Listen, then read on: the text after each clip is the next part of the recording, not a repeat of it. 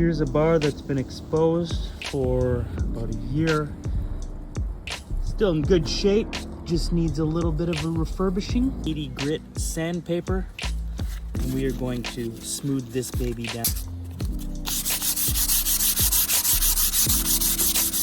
Or you can see the sanded down version versus the original color. So we're stripping her down to bare bones.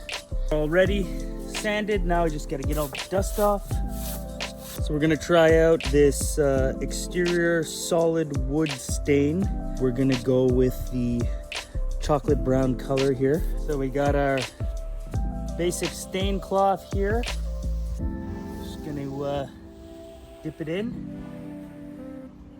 Give it a good amount on there. And then we're just gonna start to spread.